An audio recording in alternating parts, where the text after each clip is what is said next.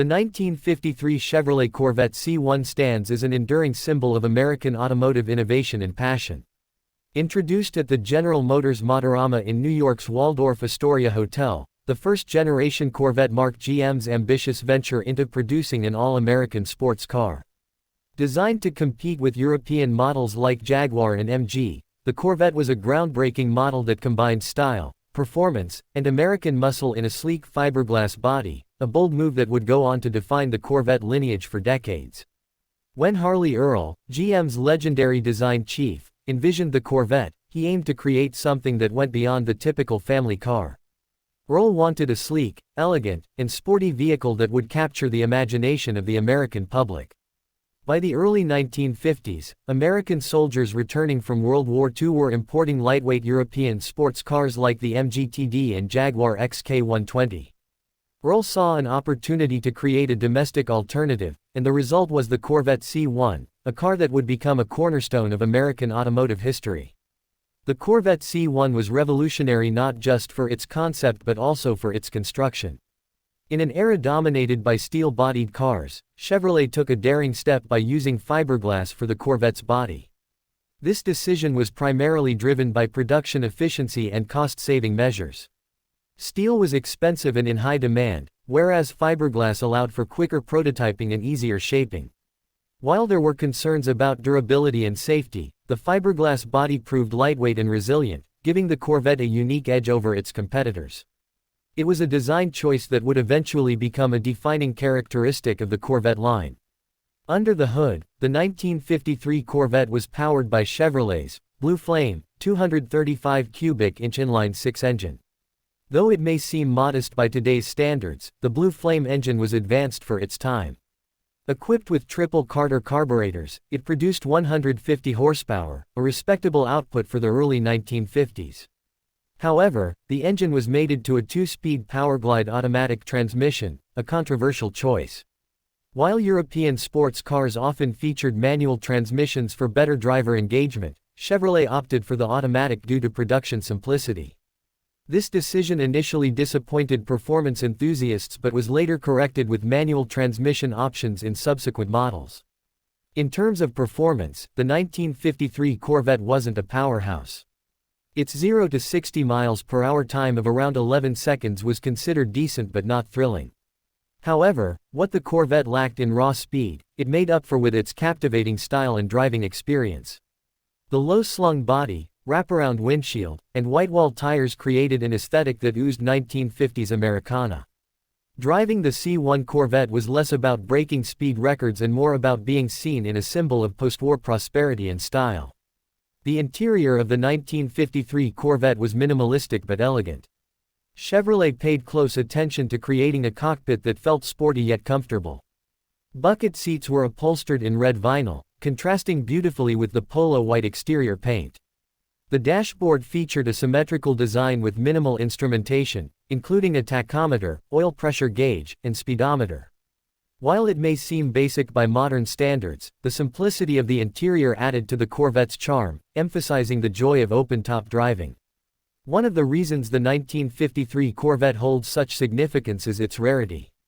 Chevrolet produced only 300 units in its inaugural year, making it one of the rarest Corvettes ever built. Each one was hand-assembled in Flint, Michigan, before production moved to St. Louis in 1954.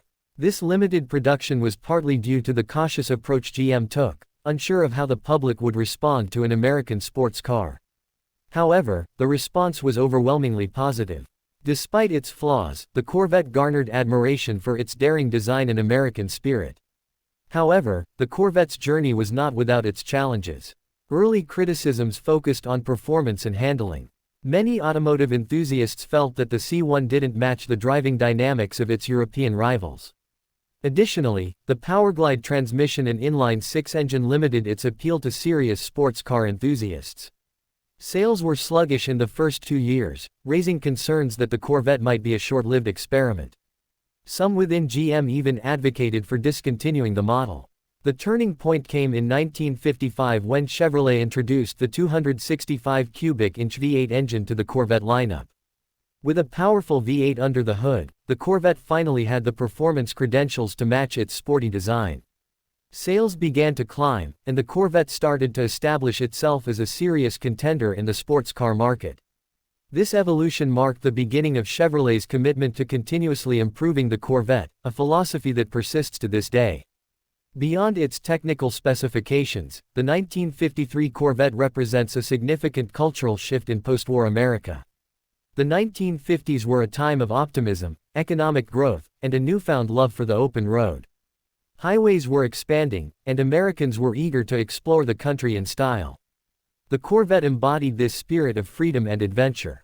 It wasn't just a car, it was a statement, a declaration that America could produce world-class sports cars on par with Europe. The Corvette also became a symbol of Chevrolet's innovation and willingness to take risks. GM could have continued producing safe, practical cars for Middle America, but the Corvette demonstrated that the company was willing to push boundaries. This bold approach would inspire other American automakers to experiment with performance and style, leading to the golden age of muscle cars in the 1960s. Today, the 1953 Corvette is one of the most sought-after collector cars in the world. With only 300 units ever made, finding an original C1 in pristine condition is exceedingly rare. Collectors prize the 1953 model not only for its rarity but also for its historical significance. Auctions have seen these cars sell for well over $1 million, a testament to their enduring appeal. The legacy of the 1953 Corvette extends far beyond its production numbers or performance statistics. It laid the foundation for what would become one of the most iconic automotive nameplates in history. Over the decades, the Corvette evolved through multiple generations, from the sleek Stingray models of the 1960s to the high-performance C8 of today. Yet, despite the technological advancements and design changes, the essence of the original Corvette remains, a car born from the desire to create something uniquely American. In retrospect, the Chevrolet Corvette C1 was more than just a response to European sports cars, it was a bold statement about American ingenuity and ambition. Its fiberglass body, elegant styling, and emphasis on driver experience were groundbreaking at the time. Even with its early shortcomings, the Corvette captured the hearts of enthusiasts and laid the groundwork for a legendary lineage that continues to inspire automotive passion. The 1953 Corvette was not perfect, but perfection was never the goal. It was about daring to dream, to innovate, and to create something that had never been done before in America. 70 years later, as the Corvette continues to push the boundaries of performance and design, it is clear that the spirit of the 1953 C1 lives on, a testament to the enduring power of vision and the relentless pursuit of excellence.